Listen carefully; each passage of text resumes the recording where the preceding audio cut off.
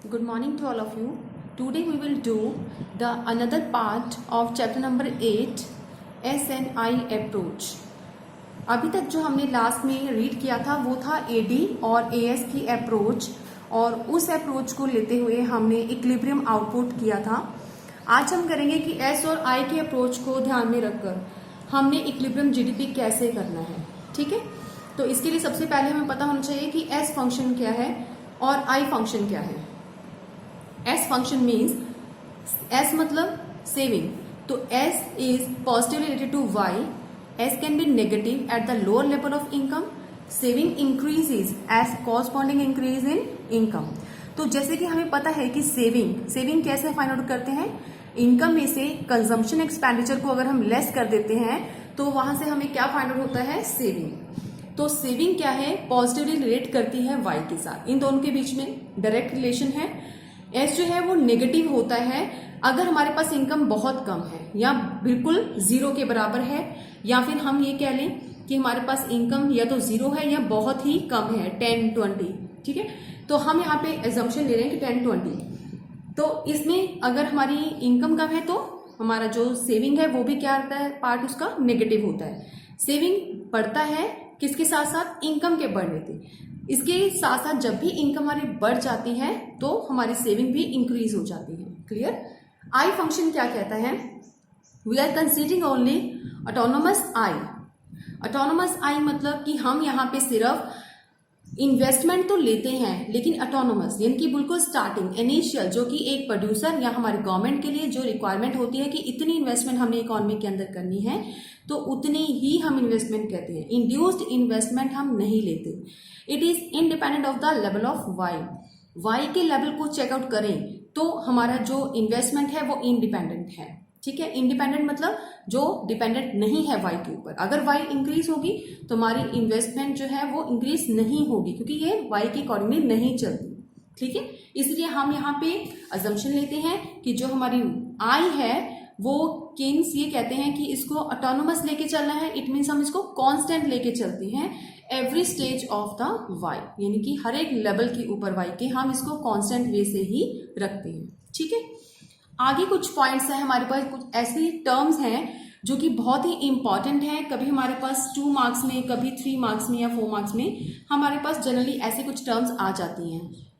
सबसे फर्स्ट है x ante saving. का मतलब क्या है, इकोनॉमी के अंदर what we plan to save during a particular period is called the ex ante saving. ये कंसेप्ट हमने पहले भी किया है कि सेविंग किसको कहते हैं, जो हमने प्लान किया हुआ है, प्लान टू सेव. जो भी इंडिया की इकोनॉमी के अंदर एक पर्टिकुलर ईयर के अंदर अगर हम यहाँ पे जजमेंट करें कि प्लान करते हैं सेविंग करने के लिए, ठीक है, plan to save during a particular period is called the ex ante saving. Okay, next is ex ante investment. What we plan to invest during a particular period is called ex ante investment. Similar वैसा ही हम investment को भी ले लेते हैं कि अगर जितना प्लान हम इन्वेस्टमेंट के लिए खर्चा करने के लिए तैयार हैं इन्वेस्टमेंट के ऊपर, ठीक है, एक खास टाइम पीरियड को कंसीडर करते हुए, तो उसको हम एक्स एंटी इन्वेस्टमेंट का नाम देते हैं. नेक्स्ट आता है ex post saving. Ex post saving क्या होता है, इकोनॉमी के अंदर व्हाट वी एक्चुअली सेव और what is left after deducting consumption expenditure from income is called ex post saving. It means to say कि हमारे पास जो सेविंग एक्चुअल में जो हम सेव करते हैं उसको हम एक्स पोस्ट सेविंग कहते हैं. जितना भी हमने पैसा कमाया है नेशनल इनकम, उसमें से जितना भी हमारा कंजम्पशन एक्सपेंडिचर है अगर उसको डिडक्ट कर दिया जाए, जो बाकी लेफ्ट पोर्शन बचता है that is the actual saving, और उसी को हम बोलते हैं ex post saving. Clear. Ex post investment means as against it, बिल्कुल इसके opposite, what we actually invest or what we actually add to the physical assets of the economy is called ex post investment. It means जितना हम actual में checkout करते हैं कि कितना हमारा एडिशन हो गया इन्वेस्टमेंट के अंदर, ऐड कितना हमने ऐड कर लिया इन्वेस्टमेंट के अंदर, तो वो एडिशन कैसे नजर आता है, फिजिकल क्वांटिटी हम चेक करते हैं, फिजिकल एसेट्स को हम चेक करते हैं, कितनी हमारे यहाँ पे मशीनरी जो है वो इंक्लूड हो गई हैं इकोनॉमी के अंदर, कितनी न्यू फैक्ट्रीज हमने बना ली हैं, कितनी बिल्डिंग हमने और एडिशन कर ली हैं, ठीक है, कितनी लैंड हमने और इंक्रीज कर ली है अपने मैन्युफैक्चरिंग फील्ड के लिए। ये सब क्या है, ये सारे हमारे फिजिकल क्वांटिटीज है, फिजिकल एसेट्स हैं। जितना हम यहाँ पे एडिशन करते हुए देखते हैं वो एक्चुअल में, तो इट मीन्स हमें समझ में आता है इतना एक्चुअल इन्वेस्टमेंट हमारी इकोनॉमी में एक पर्टिकुलर टाइम पीरियड के अंदर हुआ है, ठीक है, that is x post investment. ये कुछ 4 टर्म्स हैं जो हमें नोटिस में लेके आनी है, ठीक है। एक पॉइंट इसके साथ ही है स्पेशल नोट, जो कि हम इन टर्म्स को ध्यान में रखते हुए करते हैं। Equilibrium GDP is struck only when desired or planned saving is equal to desired or planned investment। मतलब कि जब हम जीडीपी के इक्विलिब्रियम की बात करते हैं, इक्विलिब्रियम इनकम की बात करते हैं, तो उस टाइम हमें यहाँ पे सिर्फ यही बात माइंड में आती है कि हम सिर्फ प्लान सेविंग और प्लान इन्वेस्टमेंट को ही ध्यान में रखें, उसको ही कंसीडर करना है। Equilibrium GDP has nothing to do with actual saving and actual investment. अभी हमने टर्म्स तो रीड करी हैं, उसमें हमने 2 पॉइंट ये रीड करे हैं कि एक्स पोस्ट इन्वेस्टमेंट या एक्स पोस्ट सेविंग का मतलब क्या होता है। बट जब हम इक्विलिब्रियम की बात करते हैं तो उसमें सिर्फ हमने ये देखना है कि इकोनॉमी में हम क्या प्लान कर रहे हैं, कितना प्लान हमने सेविंग का किया है, कितना प्लान हम इन्वेस्टमेंट का उठा रहे हैं। क्लियर? तो उन 2 कंसेप्ट को ही हमने ध्यान में रखना है, यानी कि एक्स एंटी सेविंग और एक्स एंटी इन्वेस्टमेंट को। बट बाकी जो 2 कंसेप्ट है वो सिर्फ आपको समझाया गया है कि उसका मतलब क्या है। हमें जीडीपी इक्विलिब्रियम के लिए उनकी जरूरत नहीं है, एक्चुअल सेविंग या फिर एक्चुअल इन्वेस्टमेंट की रिक्वायरमेंट नहीं होती। क्लियर? नेक्स्ट आता है इसी एस और आई के अप्रोच को हम आगे कंटिन्यू करते हैं with a schedule and a diagram. हम एज यूजुअल यहाँ पे हम लेते हैं वाई, उसके बाद सी, उसके बाद ई और एस यानी कि सेविंग। हम यहाँ पे इनकम ले रहे हैं कि कांस्टेंट वे से हमारी इनकम जो है वो इंक्रीज हो रही है, डिफरेंट डिफरेंट लेवल हमने यहाँ पे लिए हैं। उसी के साथ हमारा जो सी है वो भी हम इंक्रीज करते हुए दिखा रहे हैं कांस्टेंट वे से, ठीक है।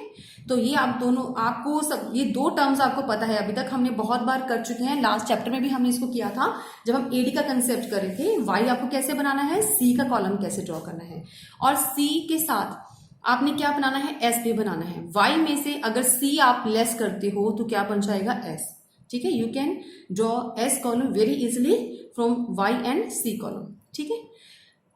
आई का कंसेप्ट हमें पता है, आई क्या होता है, ऑटोनोमस हमने लेना है। तो यहाँ पे हमने सिर्फ 20 या फिर इसको हम करोड़ लेते हैं या लैक्स में, जैसे भी आपको यूनिट है उसमें आप लेते हो, और ऊपर यहाँ पे मेंशन कर देते हो कि हम करोड़ के अंदर इसको ले रहे हैं, टर्म्स को, रुपीज को, ओके। तो 20 करोड़ जितना भी हमने यहाँ पे लिखा है, तो इतना हम इन्वेस्टमेंट कॉन्स्टेंट वे से रखते हैं। ये हमारा हो गया एक तरह से शेड्यूल, जो भी हमें अपने क्वेश्चंस के लिए रिक्वायरमेंट है, तो वो क्या है, एस और आई।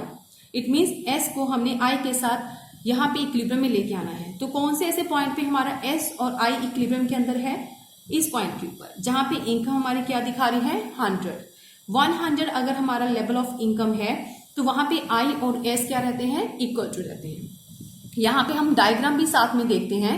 डायग्राम के अंदर मैंने यहाँ पे शो किया है, नीचे जो हमारा एक्स एक्सिस है वहां पे हम लिखते हैं इनकम, क्लियर, और जो हमारा वाई एक्सिस है वहां पे हम क्या शो करेंगे, एस यानी कि सेविंग और इन्वेस्टमेंट, इस साइड में हम दिखाते हैं। इन्वेस्टमेंट तो हमारी कांस्टेंट है 20, तो हम यहाँ पे बिल्कुल स्ट्रेट हॉरिजॉन्टल लाइन हम यहाँ पे ड्रॉ कर देते हैं आई। एस आपको ड्रॉ करना आता है, पहले हमारा पॉइंट 30 था, उसके बाद पॉइंट 30 यानी कि -30 -20, उसके बाद -10 भी है, यानी कि मैंने यहाँ पे पॉइंट लगाया। उसके बाद ये 0 लेवल पे होता हुआ फिर 10, 20, 30 एंड 40 की तरफ जाता है। तो यहाँ पे हम लाइन ड्रॉ कर देते हैं, और ये क्या, कौन सी लाइन कहलाती है, एस की, यानी कि सेविंग लाइन। ये हमारा कौन सा कर्व है, सेविंग कर्व, क्लियर। इसी के साथ यहाँ पे कट करने वाला पॉइंट देखना है कि कहाँ पे हमारा कट हो रहा है। जिस पॉइंट पे कट हो रहा है उस पे हम इक्विलिब्रियम पॉइंट काउंट करते हैं, यानी कि 100 लेवल के इनकम के ऊपर हमारा एस और आई क्या रहता है, equal, clear. S and I क्या रहता है, इक्वल। इस पॉइंट से पहले अगर हम बात करें तो हमारा इन्वेस्टमेंट ज्यादा है और सेविंग कम है, ठीक है, तो जिसको हम इस तरह से शो कर सकते हैं, इस पूरे एरिया को जो हमें नजर आ रहा है, ये कौन सा एरिया है हमारा, जहां पे हमारा एस जो है वो कम है और हमारा इन्वेस्टमेंट क्या है, ज्यादा। इस पॉइंट के ऊपर अगर हम जाते हैं, इस लेवल के ऊपर जहां पे ये बराबर है, तो यहां पे हमारा क्या है, ये एरिया क्या दिखाता है कि हमारी सेविंग्स ज्यादा है और इन्वेस्टमेंट हमारा कम है। इट मीन्स ये दो ऐसी कंडीशन कई बार इकोनॉमी में स्टैंड करती हैं, तो कुछ ना कुछ इकोनॉमी के अंदर ऑटोमेटिकली ऐसा प्रोसेस दौड़ता है कि अपने आप दोबारा फिर हमारी इकोनॉमी क्या हो जाती है, इक्विलिब्रियम के अंदर आ जाती है। अगर हमारा एस ज्यादा हो तब भी या हमारा एस कम हो तब भी, तो दोनों ही सिचुएशन लॉन्ग टाइम तक हमारी इकोनॉमी के अंदर नहीं स्टेबल रहती। ऑटोमेटिकली इकोनॉमी कहां पे पहुंच जाती है, S is equal to I. Clear, कैसे, वो अभी हम 2 स्टेप इसके आगे करेंगे कि कैसे यहाँ पे इकोनॉमी ऑटोमेटिकली रीच करती है इक्विलिब्रियम पॉइंट के ऊपर, इक्विलिब्रियम ऑफ आउटपुट के ऊपर। ठीक है, तो ये आपका शेड्यूल और यहाँ पे डायग्राम हमने देखा है किस तरह से आपको एस आई का अप्रोच ड्रॉ करके इक्विलिब्रियम लेवल दिखाना है। आगे पॉइंट आता है कि अगर इकोनॉमी के अंदर एस ग्रेटर देन है आई से या फिर एस लेस देन है आई से, तो इसमें सिचुएशन क्या होगी और कैसे हमारी इकोनॉमी ऑटोमेटिकली जो रीच करती है इक्विलिब्रियम पॉइंट पे। एज वी नो कि वाई के 2 पार्ट हम काउंट करते हैं, सी और एस, यानी कि या तो हम कंज्यूम कर लेते हैं या फिर सेव कर लेते हैं। अगर सेविंग हमारी ज्यादा है, अगर हम मोर सेविंग्स करते हैं, तो उस केस में कंजम्पशन हमारी क्या हो जाएगी, लेस हो जाएगी। इसका डायरेक्ट इंपैक्ट किसके ऊपर पड़ता है, एडी के ऊपर, क्योंकि एडी का कंपोनेंट होता है सी प्लस आई, एडी का कंपोनेंट होता है सी प्लस आई। तो यानी कि अगर हम कंजम्पशन कम करेंगे तो यहाँ पे सी लेवल कम हो जाएगा, कंजम्पशन एक्सपेंडिचर कम होगा, जिससे हमारा एग्रीगेट डिमांड कम हो जाएगा, क्योंकि हाँ एक्सपेंडिचर हम नहीं कर रहे हैं, तो फॉल इन एक्सपेंडिचर से क्या होगा, एडी हमारा डिक्लाइन हो जाएगा। अगर हम डिमांड नहीं कर रहे हैं तो यहाँ पे प्रोड्यूसर्स के पास क्या होगा, प्रोड्यूसर्स के पास अनसोल्ड स्टॉक रहेगा। अनसोल्ड स्टॉक इट मीन्स वहां पे एक्स्ट्रा जो सामान है वो बचा रहेगा हमारे प्रोड्यूसर्स के पास।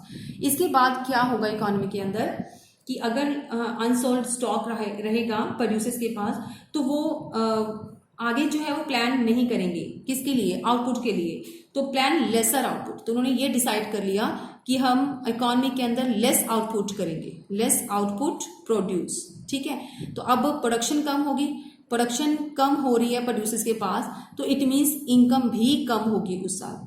और अगर इनकम कम है तो उससे नेक्स्ट टाइम पे हम अपनी सेविंग्स जो है वो कम करेंगे, लेस कर देंगे। क्यों लेस कर देंगे, क्योंकि अगर इकोनॉमी के पास पैसा ही नहीं है, तो पैसा कम है, तो सबसे पहले वो अपनी रिक्वायरमेंट्स जो है वो पूरी करेंगे, सेविंग का बाद में सोचते हैं, तो सेविंग क्या हो जाएगी मार्केट में, कम। तो वही चीज हम चाहते थे कि सेविंग अगर लो हो जाए तो ऑटोमेटिकली किसके इक्वल टू हो जाएगी, आई के। तो इससे हमारे को हो जाएगा दिस प्रोसेस वुड कंटिन्यू, तब तक चलता रहेगा ये प्रोसेस जब तक कि हमारी इकोनॉमी दोबारा एस इज इक्वल टू आई नहीं हो जाती। क्लियर। नेक्स्ट आता है कि अगर हमारी इकोनॉमी के अंदर इन्वेस्टमेंट ज्यादा है, उस केस में कैसी सिचुएशन हमारी ऑटोमेटिकली घूम के उस प्रोसेस को लेके आती है आगे। अगर इन्वेस्टमेंट ज्यादा है तो यहाँ पे हम ये कह सकते हैं कि एडी के अंदर इन्वेस्टमेंट का क्या पार्ट है, ये भी एक कंपोनेंट है हमारा एडी का। अगर इन्वेस्टमेंट हम मोर करते हैं तो इससे एडी के ऊपर क्या इम्पैक्ट पड़ा, एडी भी इंक्रीज हो जाता है, राइट। एडी क्या हो जाता है हमारा, इंक्रीज। किसके बढ़ने से, एक ही कंपोनेंट अगर बढ़ा दें, यहाँ पे इन्वेस्टमेंट अगर हम मोर कर देते हैं तो उससे हमारा क्या हो जाएगा, एडी इंक्रीज हो जाएगा। अगर एडी इंक्रीज हो जाता है किससे, to by the plan output. अगर हमने सोचा था कि प्लान आउटपुट इतनी ही होगी, इतने लोग एक्सपेंडिचर करेंगे, बट उससे कहीं ज्यादा हमें लगता है कि एडी इंक्रीज हो गई है, हमारे बढ़ गई है, तो उस केस का इम्पैक्ट क्या पड़ेगा, ये होगा कि हायर एडी से क्या हो जाएगा कि जो प्रोड्यूसर्स हैं would suffer the loss of unfulfilled demand. उनको लॉस जो है वो झेलना पड़ेगा unfulfilled demand. Unfulfilled demand means कि अब लोगों के पास, प्रोड्यूसर्स के पास ऐसा स्टॉक नहीं है कि वो उस डिमांड को कवर कर सके। तो फिर क्या करना पड़ेगा उनको, just plan to higher output. उनको सिर्फ सोचना पड़ेगा कि अब हमने क्या करना है, हायर आउटपुट करना है, यानी कि ज्यादा मैक्सिमम से मैक्सिमम आउटपुट उनको इकोनॉमी के अंदर देना पड़ेगा बना के, राइट। तो जब हमारे पास ज्यादा आउटपुट होगा तो ज्यादा इनकम आएगी, और अगर ज्यादा इनकम आएगी तो उसके बाद ज्यादा सेविंग होगी। ठीक है, तो सेविंग क्या हो जाएगी, मोर। और सेविंग मोर हो जाए वही हम चाहते थे, क्योंकि इकोनॉमी के अंदर सेविंग ही कम है आई से। जब सेविंग भी मोर हो जाएगी, और ये प्रोसेस तब तक कंटिन्यू रहेगा जब तक कि एस इक्वल टू आई नहीं हो जाता। ठीक है, तो ये प्रोसेस क्या रहेगा, process would be continue, okay, तब तक कंटिन्यू रहेगा जब तक कि हमारा जो एस है इक्वल टू आई नहीं हो जाता। क्लियर, ये टॉपिक हमारा एस और आई अप्रोच का यहाँ पे कंप्लीट होता है।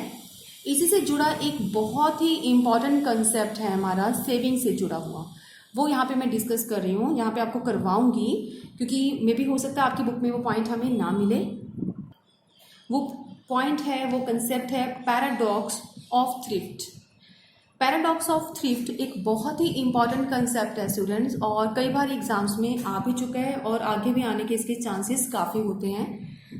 थ्रिफ्ट का मतलब क्या होता है, थ्रिफ्ट का मतलब होता है सेविंग, ठीक है, और पैराडॉक्स का मतलब होता है विरोध करना, यानी कि उसकी थोड़ा सा ऑपोजिट जाना। तो पैराडॉक्स ऑफ थ्रिफ्ट मतलब सेविंग का विरोधाभास करना, विरोध करना, राइट। तो इसका मतलब क्या हुआ, it shows an attempt by the economy as a whole to save more out of its current income will ultimately result in lower saving for the economy। इसका मतलब क्या हुआ, जो अभी हमने रीड किया है, इट मीन्स टू से कि जब भी हम कुछ ऐसा अटेम्प्ट करते हैं, कोई ऐसा काम हमारी इकोनॉमी के अंदर होता है, इकोनॉमी एज अ होल, पूरी इकोनॉमी के अंदर, कि सेविंग हो रही है, सेविंग अगर हम ज़्यादा करते हैं, सेव हम पर्सन्स कहाँ से करते हैं, एक हाउस होल्ड जो है वो कहाँ पे अपनी हाउस होल्ड सेक्टर कहाँ से सेविंग करता है, वो करता है अपनी करंट इनकम में से, जो भी उसने कमाया है उसमें से वो सेव करते हैं, ठीक है, out of its current income. अब यहाँ पे इनकम में से पैसा बचाया है, इसका रिजल्ट जानते हो क्या होता है, will ultimately result in lower saving for the economy. उसका मतलब ये होता है कि अगर पर्सन जो है वो सेव करेंगे ज़्यादा तो इकोनॉमी में सेविंग कम पड़ जाएगी, ठीक है। अनदर पॉइंट है, इफ ऑल द पीपल, इसको और तरीके से समझते हैं, if all the people in the economy make an effort to save more, अगर सभी लोग ये सोचेंगे कि मुझे सेव करना है, मुझे ज़्यादा बचाना है पैसा, then the total saving of the community will not increase. तो जो हमारी लोकेलिटी है, हमारी जो सोसाइटी है या हमारी इकोनॉमी है, उसके अंदर हमारी जो सेविंग है वो इंक्रीज नहीं होगी ज़्यादा। ऑन द कंट्रेरी, उसके बिल्कुल ऑपोजिट, दे विल डिक्रीज, उल्टा ये होगा कि सेविंग कम हो जाएगी। This is called the paradox of thrift, इसी को हम पैराडॉक्स ऑफ थ्रिफ्ट कहते हैं। अब इन सब दो चीज़ों का, दो कंसेप्ट हमने यहाँ पे लिखे हैं, इसका मतलब क्या है सीधा सीधा, कि अगर हम ये कहें कि सभी लोग चाहते हैं कि मैंने भी सेविंग करनी है, मैंने भी सेविंग करनी है, तो हमें वेरी फर्स्ट हमें ये पता होना चाहिए कि अगर हम पैसा अगर सेव नहीं करके खर्च करते हैं, अगर कहीं पे भी हम एक्सपेंडिचर करते हैं, तो वो एक्सपेंडिचर कहीं ना कहीं इकोनॉमी में किसी पर्सन के पास एज ए इनकम बन के जाता है या नहीं। You know that very well कि यस, कि अगर एक्सपेंडिचर अगर एक पर्सन के लिए है, वन पर्सन के लिए अगर वो खर्चा है, तो मे बी इकोनॉमी में वो सेकंड पर्सन के लिए क्या हो जाएगा, इनकम हो जाएगा। इसी तरह हर एक इंडिविजुअल अगर ये सोचे कि मुझे खर्चा कम करना है, सेविंग ज़्यादा करनी है, तो यहाँ पे पूरी इकोनॉमी के अंदर क्या होगा, एक्सपेंडिचर की कमी हो जाएगी, खर्चा नहीं होगा, कंजम्पशंस के ऊपर, इन्वेस्टमेंट के ऊपर लोग कम खर्चा करेंगे, राइट, सेव ज़्यादा करेंगे, तो वो किसी और के पास जो इनकम पहुँचनी थी ज़्यादा हो गई, वो कम पड़ जाएगी, ठीक है। वो क्या होगा, हमारा जो सेविंग है वो सॉक कर लेता है ज़्यादातर इनकम्स को, सॉक मतलब खींच लेता है, तो इट मीन्स सेविंग ज़्यादा होगी, खर्चा हमने कम किया, खर्चा कम किया तो वो किसी दूसरे की इनकम बनना था, वो भी क्या होगी, इनकम डिक्लाइन। और इसी तरह से इनकम डिक्लाइन हो के क्या हो जाता है, पूरी इकोनॉमी के अंदर इनकम कम हो जाती है। अगर हम इकोनॉमी की बात करें, जब इनकम हर जगह पे कम हो जाती है, तो फर्दर जो इनकम में से फिर वही दो पार्ट सी प्लस एस हम डिवाइड करते हैं कि कुछ कंजम्पशन के ऊपर खर्च कर लेते हैं, नेशनल इनकम का पार्ट, कुछ हम सेविंग कर लेते हैं, तो वो धीरे धीरे सेविंग वाला पार्ट क्या हो जाएगा, कम हो जाएगा, ठीक है। ये चीज हमारी इकोनॉमी के अंदर होती है।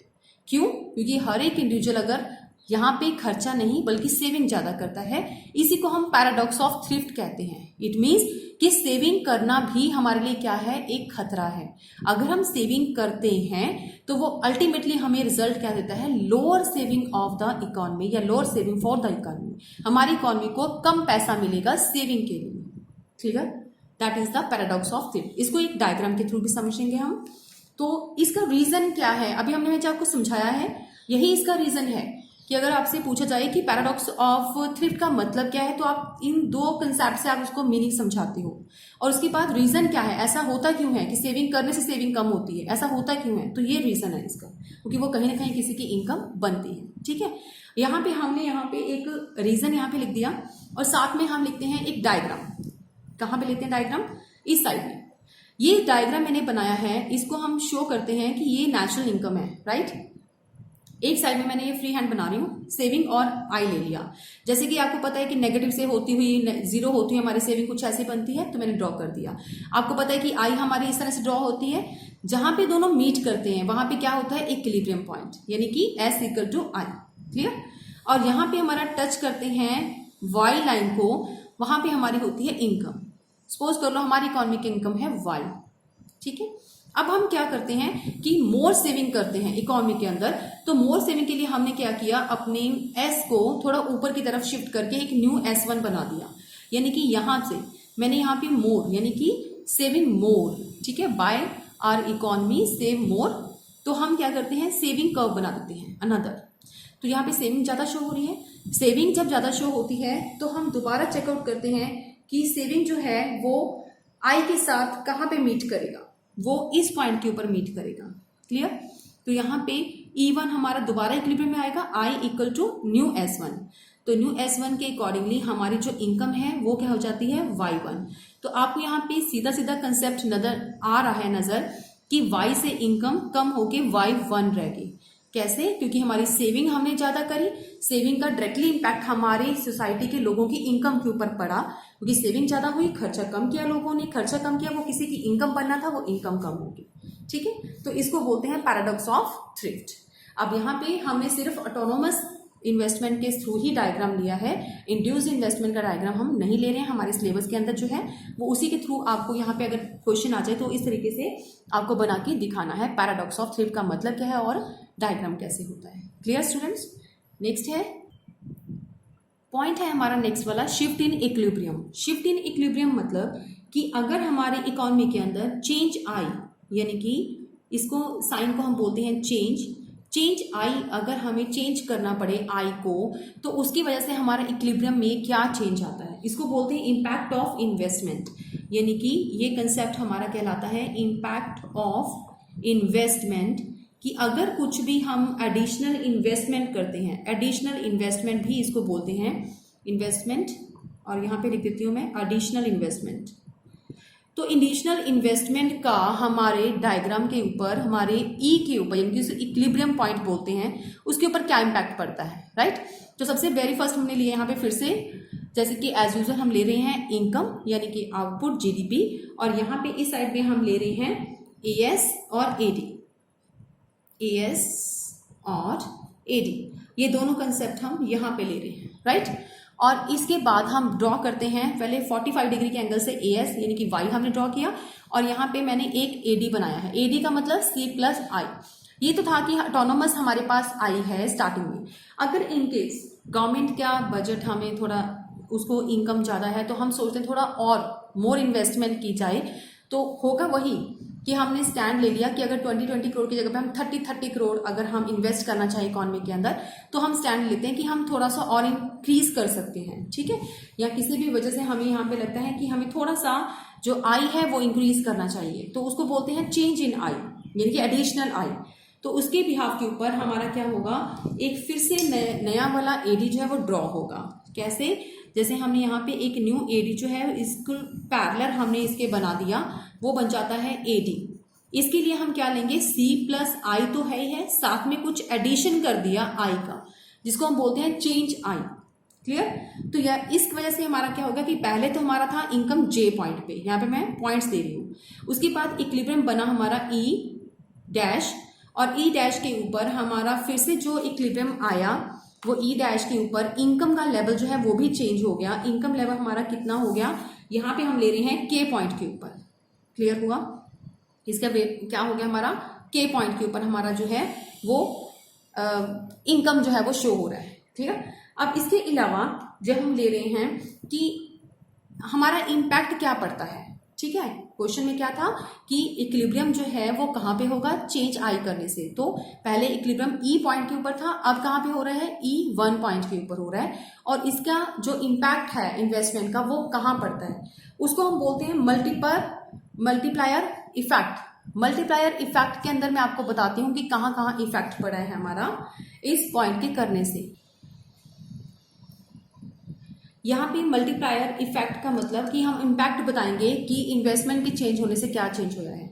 तो फर्स्ट हमें पहले ये पता होना चाहिए कि आय के बदलने से इनकम में चेंज आता है, तो हम बोलते हैं यस, कि जब भी हमारा इन्वेस्टमेंट चेंज होता है लेवल ऑफ इनकम भी हमारा क्या हो जाता है, इंक्रीज हो जाता है।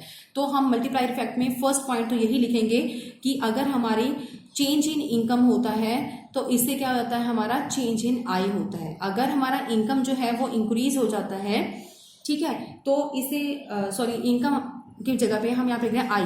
अगर हमारा चेंज आई है तो वाई भी क्या हो जाता है हमारा, इसको हम वाई लिखेंगे क्योंकि दोनों को हम आई के साथ जो है वो शोर नहीं कर सकते। अगर हमारा इन्वेस्टमेंट इंक्रीज हो जाता है तो साथ ही साथ हमारी इनकम भी क्या हो जाती है, इंक्रीज। ठीक है, इसको हम वाई के साथ ही नोट करते हैं क्योंकि आई और आई जो है वो कंफ्यूजन ना क्रिएट करे, इसीलिए हम इनकम को हमेशा वाई के साथ शो ऑफ करते हैं। तो सेकेंड पॉइंट हम क्या लेते हैं यहाँ पे, मल्टीप्लायर इफेक्ट का, जो हमें यहाँ पे डायग्राम के थ्रू नजर आ रहा है कि अगर इंक्रीज इन इनकम, अगर आपका जो है इनकम के आय के बढ़ने से जो इनकम है वो कितना इफेक्ट है वो हम यहाँ पे लिखेंगे कि अगर आय आपका कितना बढ़ा, यहाँ पे मैंने पॉइंट्स के नेम दिए हैं ई और एफ। ई से एफ तक जो है वो आपका बढ़ रहा है, ये चेंज किसका आया, ये चेंज आपका आई है। ठीक है, और उसी के साथ साथ आपकी जो इनकम है उसमें कितना चेंज आया, पहले इनकम हमारा था जे, अब कितना हो गया के। यहां से यहां तक जो है यही पोर्शन आपको एरिया नजर आ रहा है जे के, वो चेंज किस चीज का है, वाई का है। तो जो एरिया हमें नजर आया वो ज्यादा है, इट मीन्स कि हम ये बोल सकते हैं कि हमारा जो लेवल है वो चेंज आई का वो कितना है, ई से एफ, यानी कि इतना हमें दिख रहा है। कंपेयर करके हमने देखा है कि जो साइज है वो ई एफ है, किस चीज का, चेंज आई का। और जो हमारा इनकम का जो साइज है वो कितना है, जे से के तक का साइज है। यहाँ पे मैं फिर से शो कर देती हूँ, आपको नजर नहीं आ रहा तो जे से के तक का जो साइज है वो किसमें आ रहा है, चेंज इनकम का। ठीक है, तो इट मीन्स कि अगर हमने यहाँ पे ये साइज नोट डाउन कर लिया दोनों का, तो इससे हमें वेरी फर्स्ट हमें ये समझ में आ गया कि increase in income is more than the increase in investment. यहाँ पे ये एरिया ज्यादा है और जो हमें ईएफ का एरिया नजर आ रहा था चेंज आई का वो कम है। तो इट मीन्स हमें क्लियर समझ आ गया कि income is more than the increase in investment. तो हम यहाँ पे लिख सकते हैं जे के is more than E F. ठीक है, तो यहाँ पे ये मल्टीप्लायर इफेक्ट ही है, इसी तरह से पॉइंट बना के आपको यहाँ पे बताना है। तो ये चीज क्या बताता है, brings us to concept of multiplier. ये सारा पॉइंट जो है वो मल्टीप्लायर को ही शो करता है।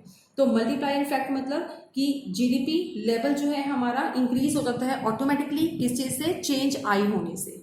क्लियर है, ये पॉइंट हमारा खत्म हुआ मल्टीप्लायर का, और इसलिए साथ ही एस का जो पूरा कंसेप्ट है वो भी कवर हो गया। एक प्रैक्टिकल क्वेश्चन साथ में मैं और समझा रही हूँ, जो कि हमारा एक्स और वाई और एस से जुड़ा हुआ है, आई भी इसमें आता है, ताकि आप उसकी प्रैक्टिकल क्वेश्चन जो है वो प्रैक्टिस कर सको।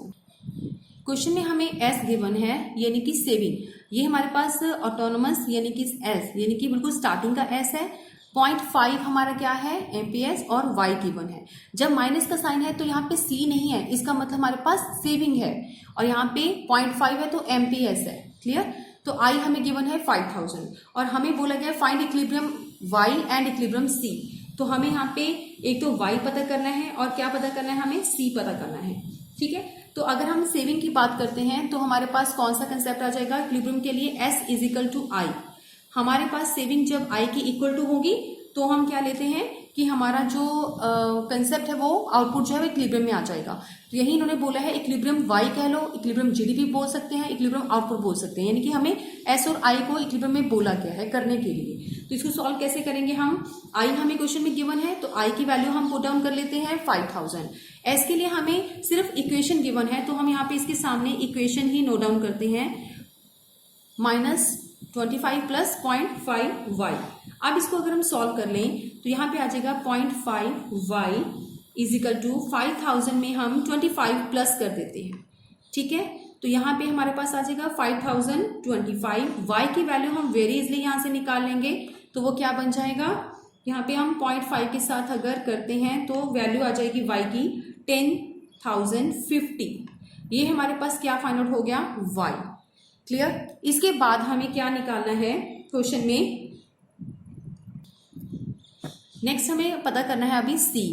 तो इसके लिए पहले हम इसको टैली कर लेते हैं कि s इक्वल टू आई है, तो हमें यहाँ पे क्या करना पड़ेगा, s की जो हमारे पास इक्वेशन गिवन है 25 प्लस 0.5y, उसमें हम y की वैल्यू को पुट कर लेते हैं, ठीक है। तो यहाँ पे -25 प्लस 0.5, इसकी वैल्यू कितनी है 10050, जो हमने अभी इनकम का लेवल जो है वो चेक किया है।